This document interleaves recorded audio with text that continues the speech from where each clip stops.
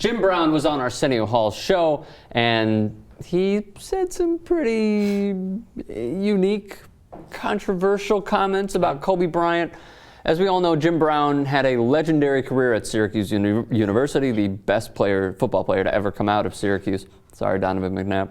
And he was a civil rights activist. He helped society in so many ways, though there were other criminal activities on the side, supposedly. So here's what he said about Kobe Bryant, if we could pull up the quote.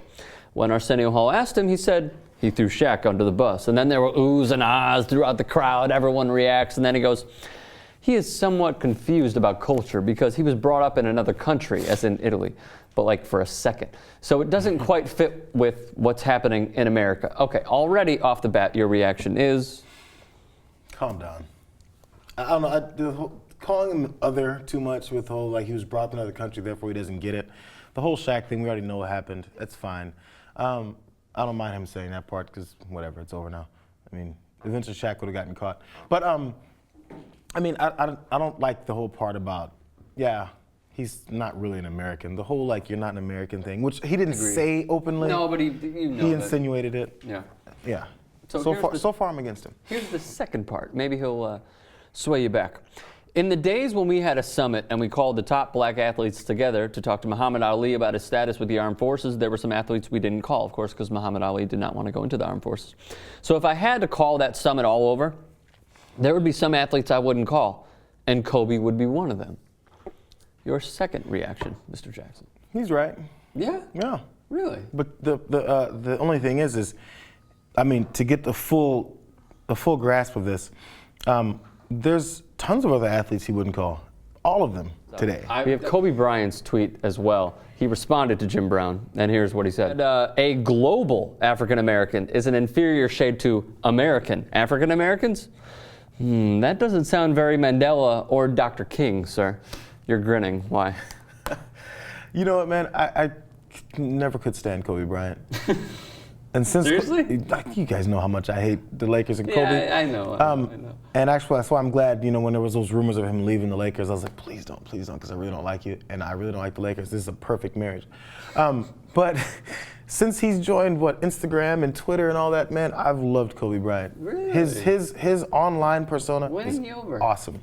When he gets on the court, I'm like, I hope he loses every game. And when he gets behind the computer, I'm like, Kobe Bryant is the shit. What sort of athletes could you see, black athletes, not like a Chris Kluwe type, or maybe Brendan Ayanbadejo could be the one, but which black athletes now would be the ones to try and change people's mindset and mentalities and try to open up their minds to different ideas? Look, what athletes and African American people went through in the past, inconceivable to compare to what's going on right now.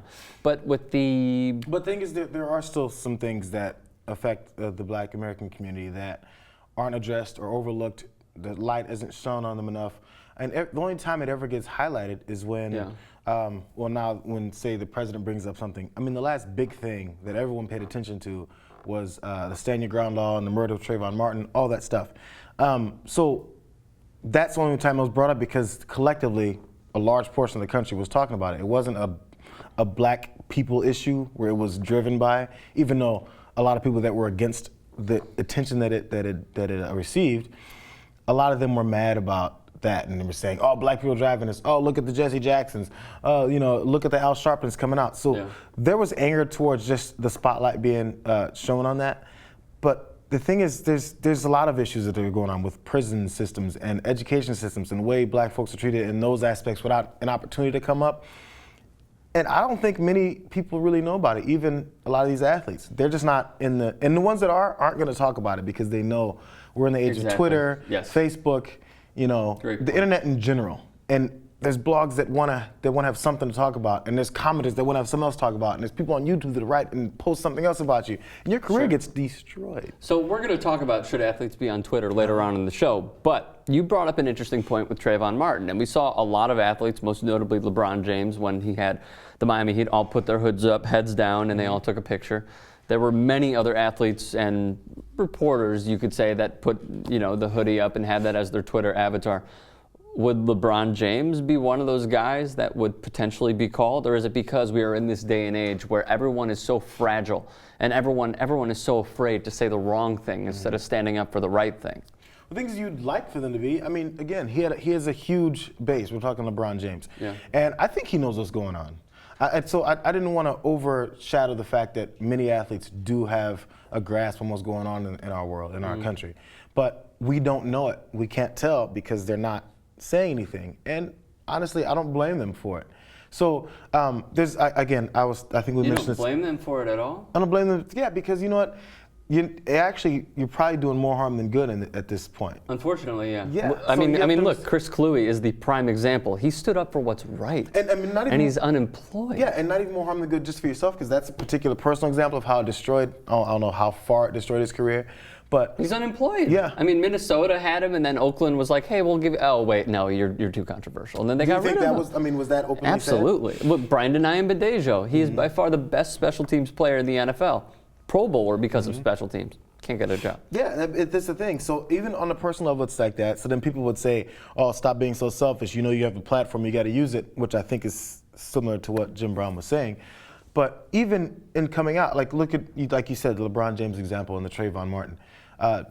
Did that sway public opinion, or did that get more people pissed? Maybe a 50-50.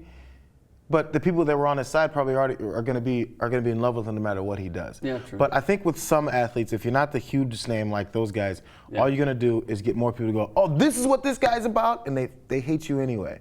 So it may not even be doing such a good thing for whatever you're trying to spread the message about. You end up getting more people to hate it because people just want to hate.